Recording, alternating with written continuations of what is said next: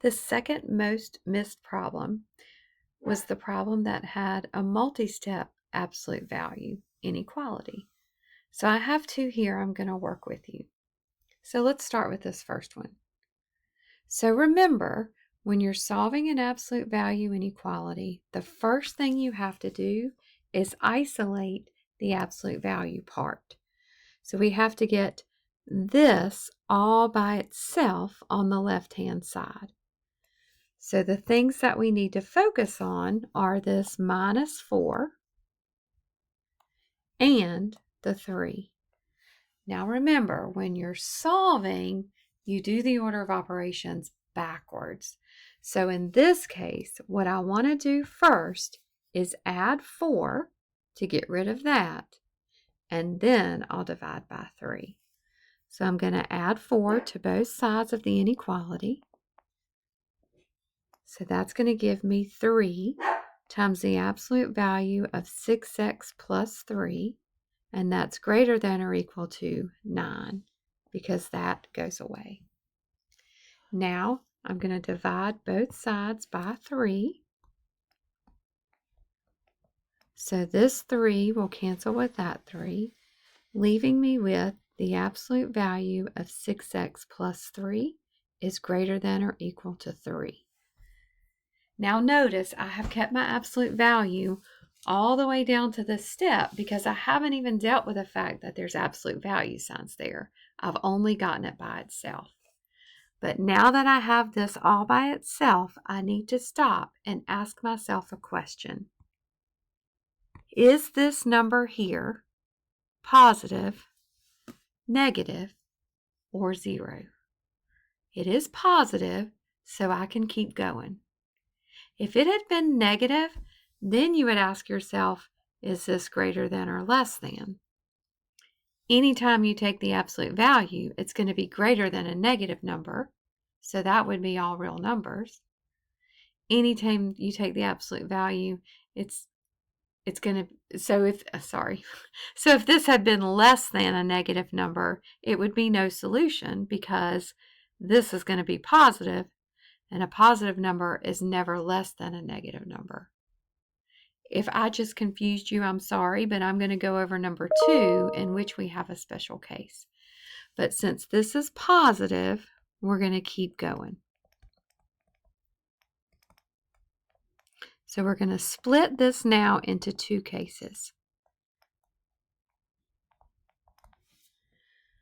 So I'm going to take this and I'm going to say, for this to be true, then either 6x plus 3 has got to be greater than or equal to 3, or 6x plus 3 has got to be less than or equal to negative 3. Now, some of you got problems in the quiz which really stressed. You may have gotten it wrong just because you put the wrong word here. Remember that if it's greater than, this is going to be your or combination, and if it's less than, it would be and. Okay? So if this had been less than or equal to, then that would be and. And I hope that makes logical sense to you. A number can either be greater than 3 or less than negative 3. It can't be both. So that is why we do an or here. I didn't leave myself a lot of room, so I'm going to go over here to the side. So now I have 2 separate inequalities that I'm going to solve.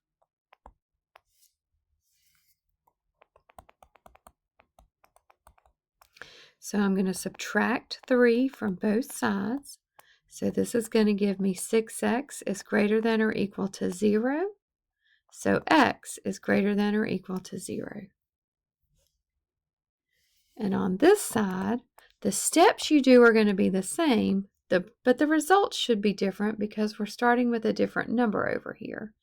So this would be 6x is less than or equal to negative 6. So x is less than or equal to negative 1. Now, I did skip over this step a little bit, so let me go back really quick because some of you did not do this on the comprehension check that we had in class. So notice that when you split this into two different cases, the first case will be just like you see this, but without the absolute value. But in the second case, you need to flip the inequality and make this number negative. I talked in class about another way to think through this. I don't want to confuse you, but if you want to meet with me separately, there is another way to think through this that might help you if this isn't making sense. All right, so back to the problem. So I noticed that the quizzes aren't asking you for interval notation. They're either asking you to graph your answer or they're asking you to write the inequality.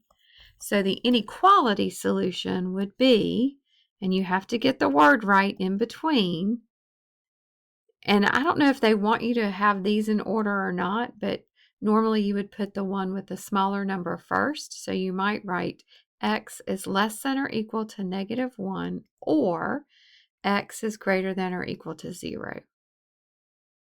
So to graph it, what we're going to do is just put those two numbers on the number line.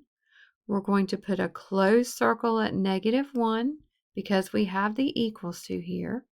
We're going to put a closed circle at 0 because this one has an equals to as well. And remember, if your variable is on the left, the arrow in the graph is going to go in the same direction as your inequality. So this one would go to the left and this one would go to the right. You would not draw a line in between because those numbers are between -1 and 0. They're not less than -1 or greater than 0. And I'm going to carry it a step further. Let's write this in interval notation. So that would be from -infinity up to -1. We would close that with a bracket. And then we need the union symbol.